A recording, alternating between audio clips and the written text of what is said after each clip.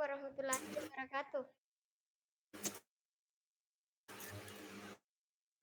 Waalaikumsalam warahmatullahi wabarakatuh. Halo, tes.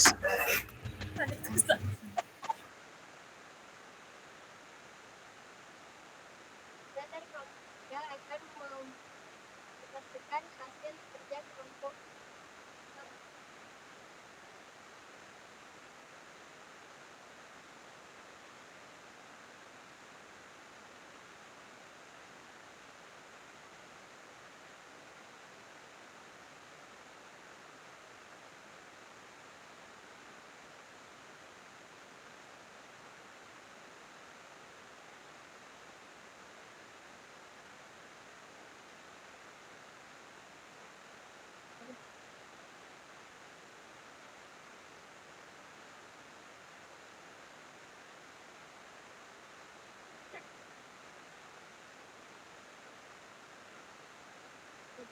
Pertama, perkenalkan saya dari pembahasan pertama yaitu Khairul Nisa. Saya sebagai moderator dan juga di Amalia. Jadi materi pertama akan dipaparkan oleh Khairul Nisa.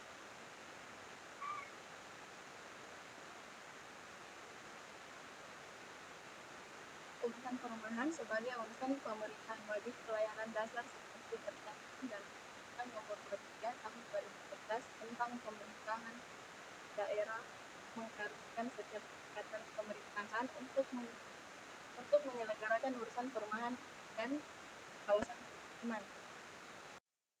Pemerintah pusat dan pemerintah daerah, provinsi maupun kabupaten atau kota berdasarkan Undang-Undang Nomor 1 Tahun 2011 tentang perumahan dan kawasan pemukiman yang melakukan pembinaan dalam perencanaan, peraturan, pengendalian, dan pengawasan. Pemerintah daerah sebagai nahkoda penyelenggaraan urusan perumahan dan kawasan pemukiman dalam melaksanakan pembinaan pemerintahan provinsi maupun pemerintahan kabupaten atau kota mempunyai beberapa tugas dan wewenang untuk dilaksanakan agar sektor perumahan dan kawasan pemukiman di daerah dapat berfungsi baik dalam memberikan pelayanan publik paling optimal untuk kesejahteraan masyarakatnya.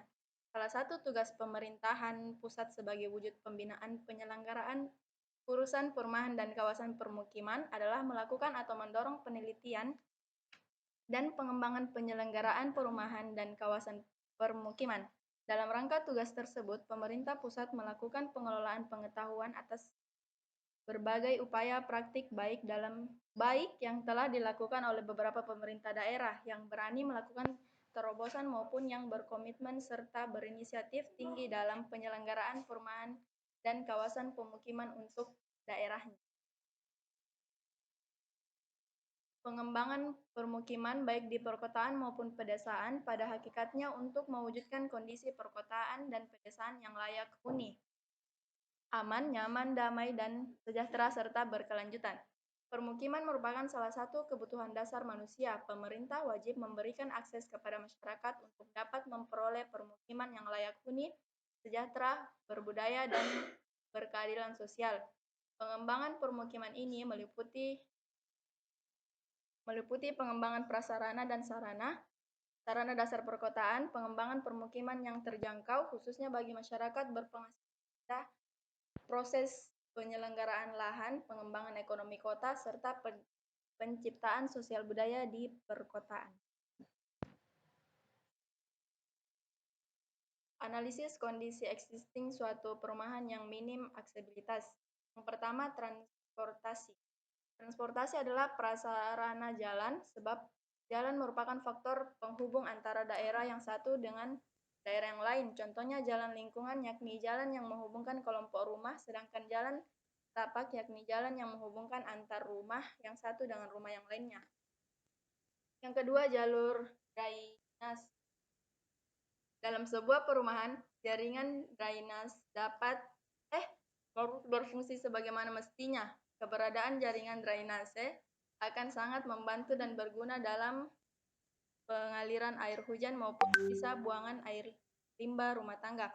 Apabila jaringan drainase yang ada tidak berfungsi sebagaimana mestinya, maka akan berakibat kurang baik bagi lingkungan itu sendiri. Sebab pada saat musim hujan cukup tinggi, maka debit air akan bertambah dan mengakibatkan terjadinya luapan air dan terjadi genangan. Yang ketiga, tenaga listrik.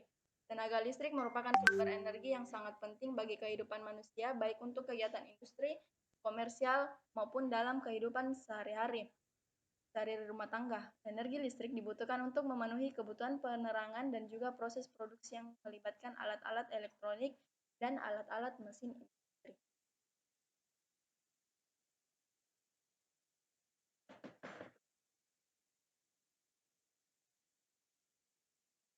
Isu perkembangan pemukiman yang ada pada saat ini adalah satu, perbedaan peluang antara pelaku pembangunan yang disebabkan oleh ketimpangan pada pelayanan infrastruktur, pelayanan perkotaan, perumahan dan ruang untuk kesempatan berusaha. Selanjutnya, konflik kepentingan yang disebabkan oleh kebijakan yang memihak pada suatu kelompok dalam pembangunan perumahan dan pemukiman. Ketiga, alokasi tanah dan ruang yang kurang tepat akibat pasar tanah dan perumahan yang cenderung mempengaruhi tata ruang sehingga berimplikasi pada alokasi tanah dan ruang yang tidak sesuai dengan tujuan-tujuan pembangunan lain dan kondisi ekologis daerah yang bersangkutan. Keempat, terjadi masalah lingkungan yang serius di daerah yang mengalami tingkat urbanisasi dan industrialisasi tinggi, serta eksploitasi sumber daya alam. Kelima, komunitas lokal bersisi akibat orientasi pembangunan yang terfokus pada pengerjaan target melalui proyek pembangunan baru, berorientasi ke pasar terbuka dan terhadap kelompok masyarakat yang mampu dan menguntungkan. Keenam, urbanisasi di daerah tumbuh cepat sebagai tantangan bagi pemerintah untuk secara positif supaya agar pertumbuhan lebih merata. 7, perkembangan tak terkendali daerah yang memiliki potensi untuk dengan mengabaikan sektor lainnya seperti sektor pertanian. Hal ini berakibat pada semakin banyaknya alih lahan sawah. Dan yang terakhir, marginalisasi sektor lokal oleh sektor nasional dan global. Kesimpulan, permasalahan aksesibilitas pemukiman masih menjadi salah satu isu utama pembangunan perkotaan yang cukup jadi polemik. Karena upaya penanganan yang sebenarnya dari waktu ke waktu sudah dilakukan berbanding lurus dengan terus berkembangnya kawasan pemukiman kumuh dan munculnya kawasan-kawasan kumuh baru.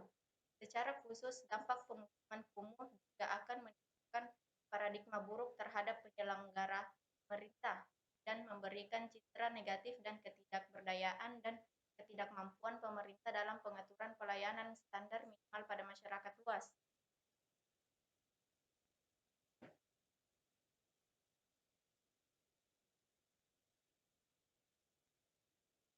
Terima kasih, itulah tadi hasil dari kelompok kami. Kami membuka sesi tanya jawab. Apakah ada pertanyaan dari teman-teman?